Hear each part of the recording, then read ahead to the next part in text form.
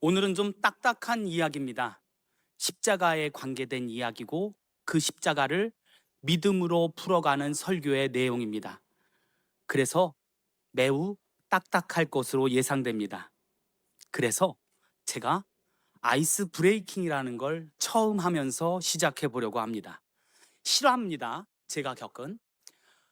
제가 이렇게 길을 걸어가고 있었습니다. 그런데 편의점 앞에 중학교 2학년, 많아야 3학년, 정말 많으면 고등학교 1학년 정도로 돼 보이는 여자 학생 2명이 그냥 그 편의점 턱에 앉아 있는 거예요. 그래서 아니 왜 저렇게 더러운 곳에 앉아 있지? 라고 생각하면서 그냥 무심코 지나갔습니다. 그 아이들이 제 등 뒤에 있을 때 갑자기 그 여학생 2명이 저에게 아저씨 이렇게 부르는 거예요. 저는 당연히 저를 불렀다고 생각하지 못했습니다. 그냥 가려는데 또 아저씨라고 부르는 거예요. 그래서 뒤를 돌아보면서 왜 그러니? 그랬더니 제가 심부름값 드릴 테니까 담배 좀 사주세요. 이러는 거예요. 그래서 제가 이렇게 말했습니다. 야, 나한테 시킬 걸 시켜야지 하면서 그냥 돌아서서 갔습니다. 그런데 그저께 저녁 뉴스에 행색이 초라한 사람을 보면 학생들이 담배 심부름을 시킨다는 뉴스가 나온 겁니다. 그래서 저는 어떻게 하면 이걸 좋은 쪽으로 생각할 수 있을까를 고민해 봤습니다. 그랬더니 아주 좋은 생각이 떠올랐습니다. 거울을 보면서 제 얼굴을 보니 저는 아주 착하게 생겼던 겁니다. 그래서 그 아이들이 저에게 그런 심부름을 요구한 것 같습니다. 웃을 줄 알았는데 웃는 분이 별로 없습니다. 네. 말씀을 시작하겠습니다. 나를 만드신 하나님을 알고 나를 위해 십자가를 지신 예수님을 알고 그 사랑을 가슴에 안고 살아가는 것, 이것을 두 글자로 믿음이라고 합니다. 그것은 영원한 생명을 얻는 유일한 조건입니다. 우리에게 영원한 생명을 얻을 수 있는 유일한 조건은 바로 이 두 글자의 단어 믿음입니다. 요한복음 3장 16절입니다. 하나님이 세상을 이처럼 사랑하사 독생자를 주셨으니 이는 그를 믿는 자마다 멸망하지 않고 영생을 얻게 하려 하심이라. 이는 그를 믿는 자마다 멸망하지 않습니다. 그리고 영생을 얻습니다. 오직 주님 안에 영원한 생명이 존재합니다. 영원한 생명을 얻는 것이 가장 중요합니다. 영원한 생명을 얻는 것이 가장 중요합니다. 왜냐하면 영원하기 때문입니다. 영원하기 때문입니다. 예수 그리스도가 없다는 것은 영원한 생명이 없다는 겁니다. 영원한 생명이 없다는 것은 지금 내가 죄악 속에서 빠져 있다는 말입니다. 말씀이 말씀하는 바는 언젠가 내가 하나님을 찾겠다라는 것이 아닙니다. 말씀이 말씀하는 바는 지금 하나님을 만나서 영생을 받으라는 말씀입니다. 우리의 자랑은 오직 하나님께 있습니다. 우리를 죽기까지 사랑하신 십자가의 사랑에 우리의 자랑이 있습니다. 우리의 자랑은 사랑과 정의와 공의를 주시는 하나님께만 있어야 합니다. 예레미야 9장 24절입니다. 사랑하는 자는 이것으로 자랑할지니 곧 명철하여 나를 아는 것과 나 여호와는 사랑과 정의와 공의를 땅에 행하는 자인 줄 깨닫는 것이라. 나는 이 일을 기뻐하노라. 여호와의 말씀이니라. 사랑과 정의와 공의를 이 땅에 행하는 것을 하나님은 기뻐하십니다. 그렇다면 하나님의 사랑과 정의와 공의는 무엇일까요? 먼저 하나님의 사랑입니다. 당신의 목숨을 바쳐 우리를 살리셨습니다. 목숨까지 내어주시며 인간에 대한 하나님의 사랑을 우리에게 보여주셨습니다. 로마서 5장 8절에 우리가 아직 죄인 되었을 때에 그리스도께서 우리를 위하여 죽으심으로 하나님께서 우리에 대한 자기의 사랑을 확증하셨느니라. 하나님은 우리가 하나님을 사랑한 후부터 우리를 사랑하지 않았습니다. 우리가 착해진 후에 우리를 사랑한 것도 아닙니다. 우리가 아직 죄인 되었을 때에 우리를 사랑했습니다. 하나님을 외면하고 하나님 없이 살아가며 하나님을 거역하던 그때에도 하나님은 우리를 사랑하셨습니다. 사람의 사랑의 조건은 사랑할 만해야 사랑합니다. 그러나 하나님의 사랑의 조건은 사랑하기 때문에 사랑합니다. 그 사랑은 말로만 증명한 사랑이 아닙니다. 십자가의 죽음으로 우리에게 증명하셨습니다. 생명 바쳐서 인간에 대한 하나님의 사랑을 우리에게 증명해 주셨습니다. 창조주께서 피조물을 위해 죽었습니다. 생명의 주인이신 분이 죽음을 선택했습니다. 심판하실 분이 심판의 자리에 섰습니다. 우리가 져야 할 죄의 값을 자신의 피로 대신 갚았습니다.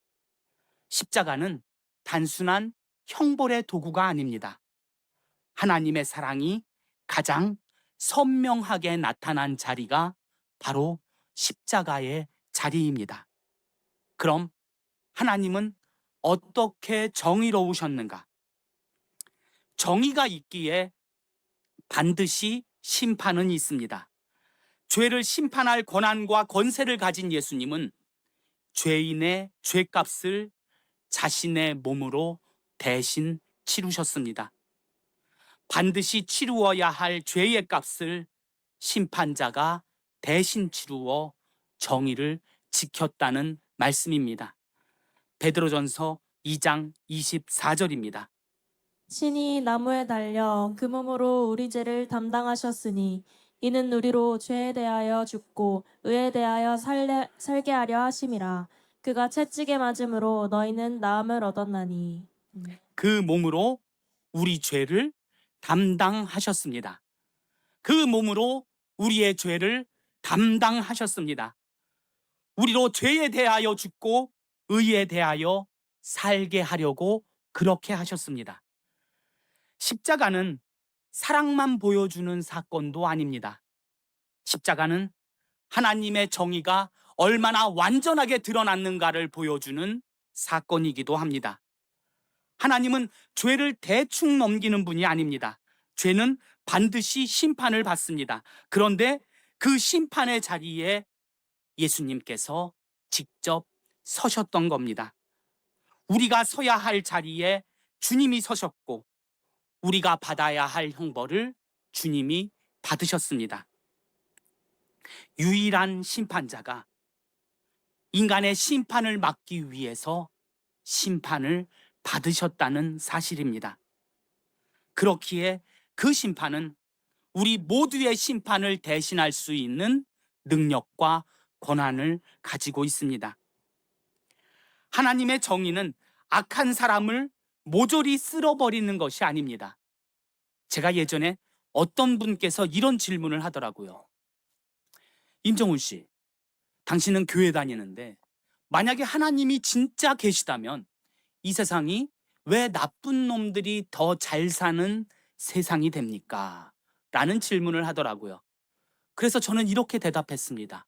만약 하나님께서 나쁜 놈들 다 쓸어버리면 과연 우리는 살아남을 수 있을까요? 우리도 살아남을 수 없습니다. 그래서 하나님의 정의는 죄를 심판하시되 죄인의 살 길을 예비하신 겁니다. 자, 다시 한번요. 그래서 하나님의 정의는 죄를 심판하시되 죄인을 살릴 길을 마련해 주셨다는 겁니다. 그 길이 바로 십자가의 길입니다. 십자가는 정의가 무너진 자리가 아닙니다. 하나님의 정의가 완전하게, 아주 완전하게 이루어진 자리입니다. 자, 그럼 하나님의 공의는 어떻게 이루어졌는가? 모두에게 공평하게 의로우신 하나님입니다.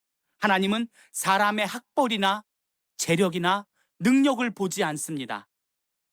선행의 양을 보고 구원하지도 않습니다. 이게 중요합니다. 선행의 양을 보고 구원받는 게 아닙니다.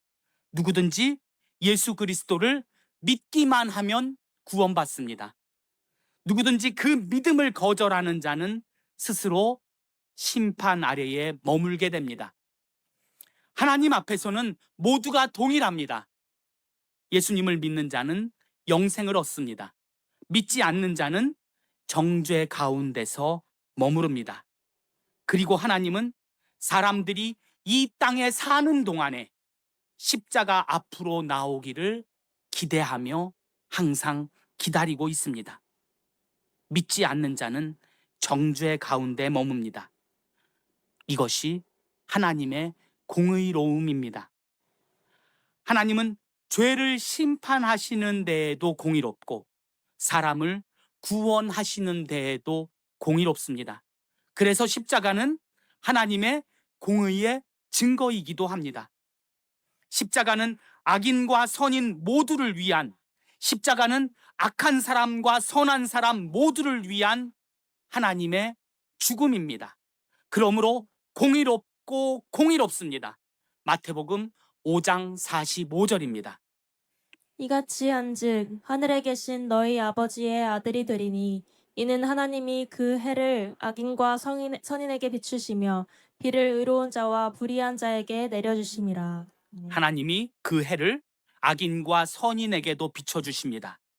비를 의로운 자와 불의한 자에게도 내려주십니다. 자, 여기서 말씀이 맨 처음 시작할 때 이같이 한즉, 이게 무슨 말씀이냐 하면 너가 싫어하는 사람까지도 사랑한즉, 또는 너의 원수까지도 사랑한즉 하늘에 계신 너희 아버지의 아들 된다는 말입니다.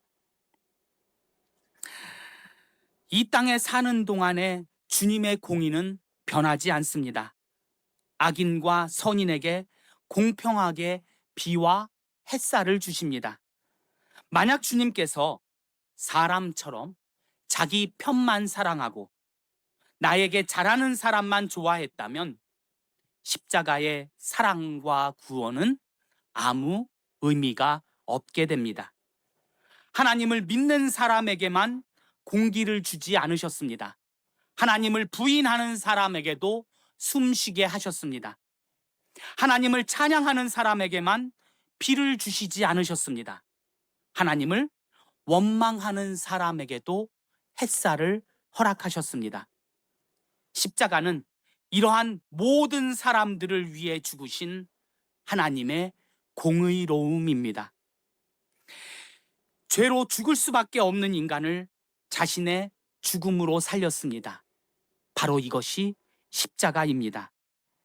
하나님 앞에서는 모두가 구원이 필요한 존재입니다. 하나님은 모든 사람이 진리를 알고 구원에 이르기를 기다리고 계십니다. 그래서 하나님은 누구에게나 동일한 구원의 길을 열어놓고 있습니다. 왕도 십자가를 위해 십자가 앞에 섰을 때 구원받습니다. 거지도 십자가를 통해 구원받습니다. 목사도, 강도도, 배운 사람도, 못 배운 사람도 십자가 앞으로 와야만 구원을 얻게 됩니다. 이것이 하나님의 공의로움입니다. 십자가를 통해 모든 사람을 부르셨습니다. 이것이 공평하고 공의로운 하나님의 마음입니다. 악인과 선인 모두를 향한 하나님의 은혜이며 사랑입니다. 우리가 살아있는 것은 당연한 일이 아닙니다. 모두 하나님의 공의로움입니다. 생명을 주신 분만이 생명의 주인일 수 있습니다. 예수님의 죽음은 평범한 한 사람의 죽음도 아닙니다. 생명의 근원이신 하나님의 죽음입니다. 생명의 근원이신 하나님의 죽음입니다. 십자가는 인간이 하나님을 죽여도 인간을 죽일 수 없다는 하나님의 사랑입니다. 십자가는 인간이 하나님을 죽여도 인간을 죽일 수 없다는 하나님의 사랑입니다. 그 사랑을 믿으면 영원한 생명이 주어집니다. 복음은 우리의 상식을 뛰어넘어섭니다. 우리를 살리기 위해 죽음을 선택한 하나님을 보여줍니다. 심판의 권세를 가지신 분이 심판을 받으셨기 때문에 예수 그리스도를 믿는 자는 더 이상 심판받지 않습니다. 그래서 믿음은 사망에서 생명으로 옮겨진 겁니다. 복음은 단순한 종교의 가르침도 아닙니다. 심판하실 하나님이 나를 살리기 위해 대신 심판받으신 사랑의 이야기입니다. 요한복음 5장 24절입니다. 내가 진실로 진실로 너희에게 이르노니 내 말을 듣고 또 나 보내신 이를 믿는 자는 영생을 얻었고 심판에 이르지 아니하나니 사망에서 생명으로 옮겼느니라. 믿는 자는 영원한 생명을 얻었습니다. 심판에 이르지 않습니다. 사망에서 생명으로 옮기게 됩니다. 우리가 하나님을 먼저 사랑한 게 아닙니다. 하나님께서 우리를 먼저 사랑하셨습니다. 요한일서 4장 19절입니다. 우리가 사랑함은 그가 먼저 우리를 사랑하셨음이라. 우리가 죽음 가운데 있었기에 생명의 주인이신 예수님께서 십자가로 가셨습니다. 신에게 갈 수 없는 인간의 한계를 알기에, 신에게 갈 수 없는 인간의 한계를 알기에 신이 인간에게 오셔서 십자가를 지셨던 겁니다. 그리고 그 십자가 위에서 마지막 말씀을 합니다. 이 위대한 마지막 말씀을 보겠습니다. 요한복음 19장 30절입니다. 예수께서 신 포도주를 받으신 후에 이르시되 다 이루었다 하시고 머리를 숙이니 영혼이 떠나가시니라. 다 이루었다 하시고 숨을 거두셨습니다. 이 말씀은 단순히 이제 끝났다라는 의미가 아닙니다. 이 말씀은 온 우주를 향해 선포하신 예수 그리스도의 승리의 선언입니다. 다 이루었다. 이 짧은 한마디 안에는 수천 년 동안 이어져 온 하나님의 구원 계획이 내포되어 있습니다. 아브라함에게 주신 구원의 언약이 그 속에 담겨 있습니다. 모세를 통해 보여주신 어린 양의 보혈의 피가 그 속에 있습니다. 선지자들이 그토록 눈물로 예언했던 메시아의 약속이 이루어진 것입니다. 그 모든 말씀이 십자가에서 다 이루어졌습니다. 예수님은 이제 시작한다가 아니라 다 이루었다고 말씀하고 있습니다. 구원의 길을 만들어 놓았다는 말이 아니라 구원을 완성해 주셨다는 말씀입니다. 이런 생각을 하기도 합니다. 더 착해야 구원받을 것 같다. 더 열심히 해야 하나님이 사랑하실 것 같다라는 생각을 하기도 합니다. 그러나 십자가는 정반대의 이야기를 합니다. 예수님께서 다 이루었다고 말씀하신 것은 너를 살리기 위해 해야 할 일을 내가 끝냈다는 말씀입니다. 너를 하나님의 백성으로 삼기 위해 필요한 일을 예수 그리스도께서 다 이루었다는 말씀입니다. 우리는 너무나 부족합니다. 넘어집니다. 실수하기도 합니다. 하나님 앞에서 부끄럽기 그지없습니다. 이런 우리인데 이런 우리가 구원을 받았습니다. 놀라지 마십시오. 우리의 구원은 우리의 완벽함 위에서 세워진 게 아닙니다. 다 이루었다는 예수님의 마지막 외침에서 세워졌습니다. 그래서 구원받은 성도는 자신을 바라보며 사는 사람이 아니라 십자가를 바라보며 사는 사람입니다. 내가 무엇을 했는가가 아니라 예수님께서 무엇을 하셨는가를 붙드는 사람입니다. 다 이루었다는 이 한마디는 지옥문을 닫고 천국문을 여신 하나님의 승리의 선언입니다.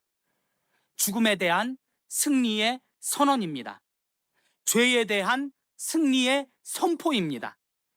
로마서 8장 1절에 그러므로 이제 그리스도 예수 안에 있는 자에게는 결코 정죄함이 없나니 결코입니다. 결코 정죄함이 없습니다. 결코. 이 모든 것은 하나님의 사랑입니다. 요한일서 4장 9절입니다. 하나님의 사랑이 우리에게 이렇게 나타난 바 되었으니 하나님이 자기의 독생자를 세상에 보내심은 그로 말미암아 우리를 살리려 하심이라. 그로 말미암아 우리를 살리기 위해서입니다. 그로 말미암아 우리를 살리기 위해서입니다. 복음은 단순한 종교의 가르침도 아닙니다. 복음은 하나님께서 죄인된 우리를 향해 보여주신 사랑의 사건입니다. 십자가는 하나님의 능력을 자랑하는 자리도 아닙니다. 십자가는 하나님의 사랑이 가장 뜨겁게, 가장 선명하게, 가장 완전하게 드러나는 자리입니다. 십자가는 하나님의 사랑입니다. 거기에는 정죄보다 큰 사랑이 있습니다. 거기에는 실패보다 큰 은혜가 있습니다. 거기에는 죄보다 큰 용서가 있습니다. 거기에는 죽음보다 큰 생명이 있습니다. 십자가는 하나님께서 우리를 포기하지 않으셨다는 영원하고 확실한 증거입니다. 세상은 우리의 가치를 성공으로만 판단하지만 하나님은 십자가로 우리의 가치를 보여주셨습니다. 하나님의 목숨값이 바로 우리라는 말씀입니다. 하나님의 목숨값이 바로 우리입니다. 우리의 믿음은 착하게 살아야 천국 간다가 되어서는 안 됩니다. 하나님께서 나를 사랑하신다는 그 한 가지이어야 합니다. 십자가는 하나님의 은혜의 증거입니다. 이것이 오늘 본문의 말씀입니다. 본문의 말씀 에베소서 2장 8절을 다시 한번 읽겠습니다. 시작. 너희는 그 은혜에 의하여 믿음으로 말미암아 구원을 받았으니 이것은 너희에게서 난 것이 아니요 하나님의 선물이라. 아멘. 믿음으로 말미암아. 다른 것이 아닙니다. 믿음으로 말미암아. 구원은 내 믿음이 충분하다의 문제가 아닙니다. 구원은 내가 누구를 믿고 있느냐입니다. 구원은 내가 만들어내는 결과가 아닙니다. 하나님께서 주시는 은혜입니다. 하나님께서 주시는 선물입니다. 그 십자가의 사랑을 믿는 것, 예수 그리스도를 나의 주인으로 받아들이는 것, 그것이 믿음입니다. 그것이 유일한 구원의 조건입니다. 사랑과 정의와 공의를 베풀기를 기뻐하시는 하나님의 유일한 구원의 조건은 오직 믿음입니다.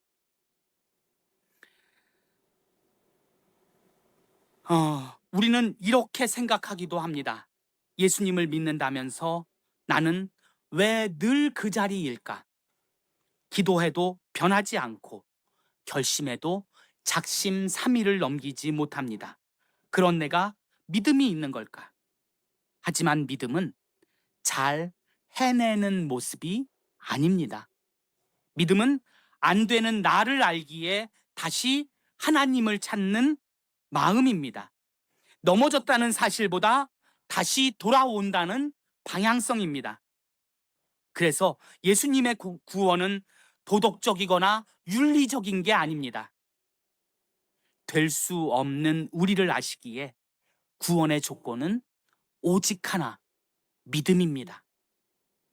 만약 지금 예수님 때문에 믿음이 고민되고 구원이 의심되십니까?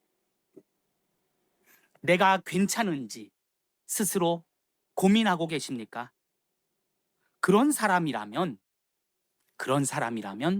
믿음이 있는 사람입니다. 믿음이 없는 사람은 믿음 때문에 고민하지 않습니다. 흔들리면서도 예수님의 이름을 놓지 않는 사람, 그 사람이 믿는 사람입니다.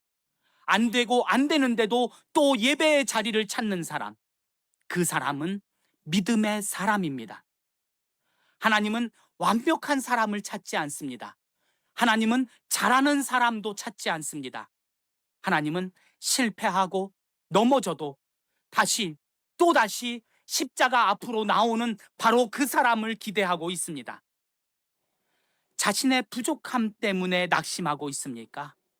기도보다 한숨이 더 많습니까? 실패가 더 많아 보이는 내 인생입니까? 그래도 예수님의 이름을 부르고 있다면, 그래도 예배의 자리에 참석하고 있다면 그것은 하나님께서 붙들고 있다는 증거입니다. 구원은 내가 끝까지 하나님을 붙드는 이야기가 절대 아닙니다. 자, 이 부분을 착각하시면 안 돼요. 구원은 내가 끝까지 하나님을 붙들고 있다는 이야기가 아닙니다. 끝까지 나를 놓지 않으시는 하나님의 은혜의 이야기입니다. 오늘도 예배의 자리에 나온 당신, 너무 고민하지 마십시오. 주님은 우리의 실패보다 훨씬 크신 분입니다. 주님은 우리의 죄보다 더 크신 분입니다.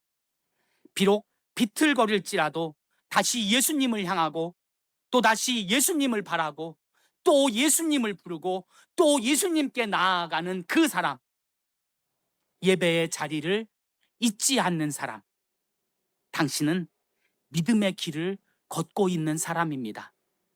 그리고 구원받은 사람입니다. 기도하겠습니다. 사랑의 하나님, 우리를 먼저 사랑하시고 십자가로 구원하여 주심에 감사드립니다. 오늘도 예수님의 이름을 붙들게 하시니 감사드립니다. 또다시 주님을 바라보게 하는 은혜 때문에, 또다시 십자가를 바라보게 하는 은혜 때문에 여기까지 왔음을 고백합니다. 우리의 걸음이 비틀거릴지라도 언제나 예수님을 향해 나아가게 하시고 끝까지 믿음 안에 거하게 하옵소서. 다 이루었다 하신 주님의 사랑을 의지합니다. 주님, 저희를 통해 영광 받으옵소서. 예수님의 이름으로 기도합니다. 아멘.